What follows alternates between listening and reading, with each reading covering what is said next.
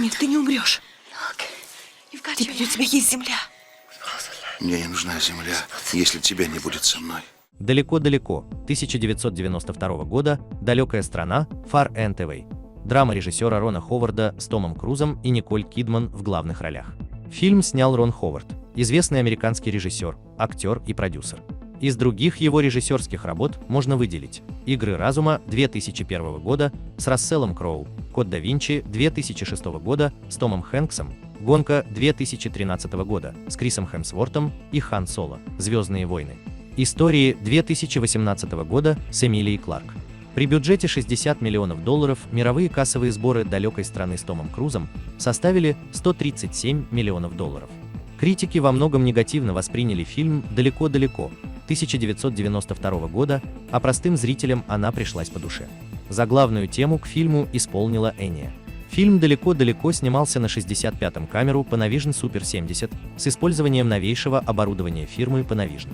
Формат, в котором снимался фильм, широко рекламировался даже в сопроводительных материалах к ленте, но не способствовал возрождению интереса к съемкам фильмов на 65-миллиметровую кинокамеру. Постановщиком и одним из авторов сценария «Далеко-далеко» 1992 года стал актер, режиссер, сценарист и продюсер Рон Ховард.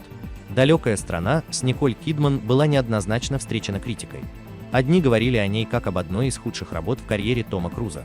Другие, как, например, радиостанция ВНК, называли картину лучшим фильмом Рона Ховарда, дивной эпопеей. У зрителей же «Далекая страна» 1992 года пользовалась большим успехом, о чем свидетельствуют кассовые сборы. «Далеко-далеко» – одна из 3 картин, где супруги Николь Кидман и Том Круз играют вместе.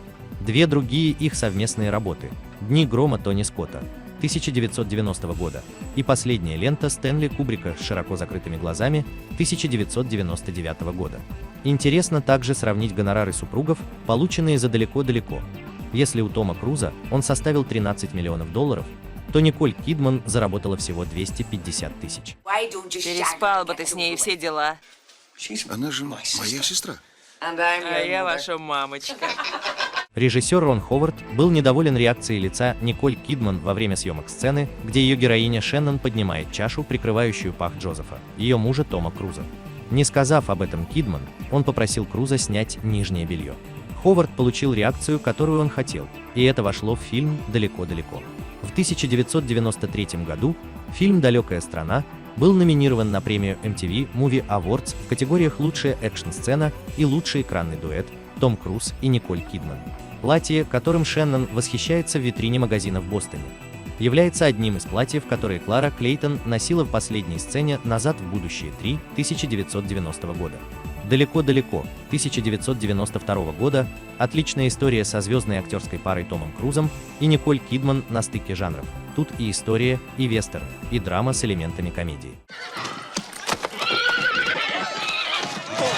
Брось эту лошадь и найди себе осла.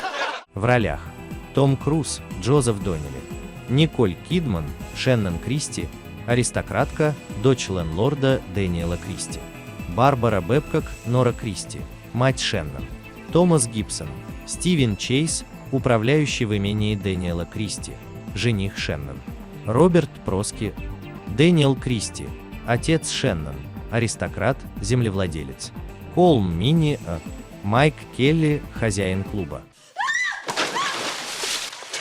А ну-ка скажи, что тебе нравится моя шляпа. На тебе нет шляпы.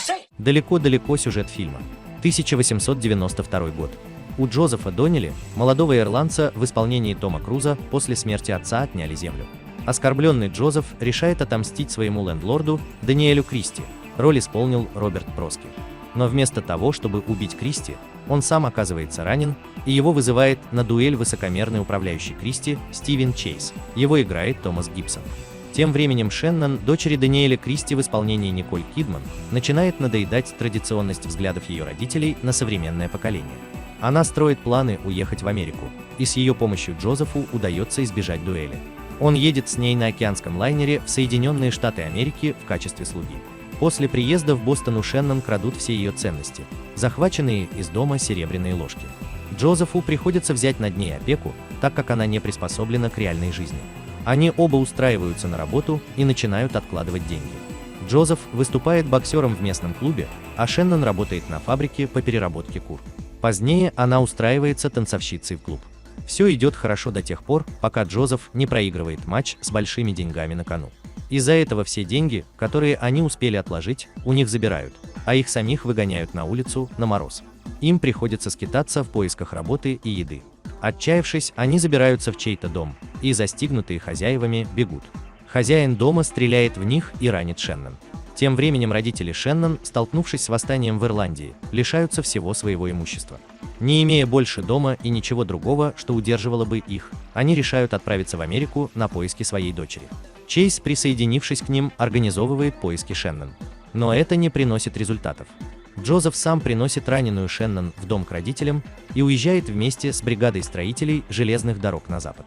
Спустя много месяцев Джозефу снится отец и напоминает ему, что тот хотел получить свою собственную землю.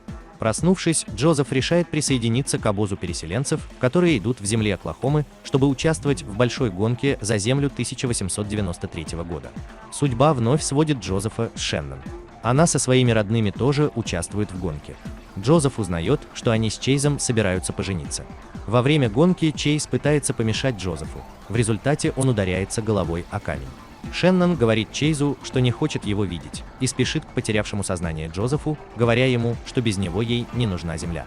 Очнувшийся Джозеф и Шеннон вбивают флаг в землю, обозначая их участок земли.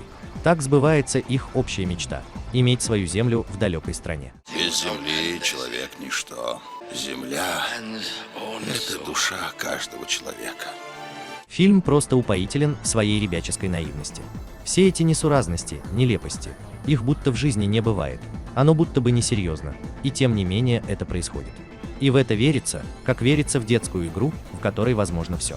И это то смешно, то печально, то трогательно до слез, и не хочется слезы эти сдерживать, потому что подобную красоту в кино встречаешь ох как нечасто. За этих двоих так переживаешь, как если бы это была твоя собственная жизнь.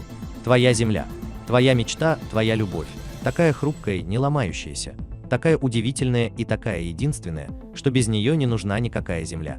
Это история о любви и мечте, которые одновременно близко и далеко-далеко.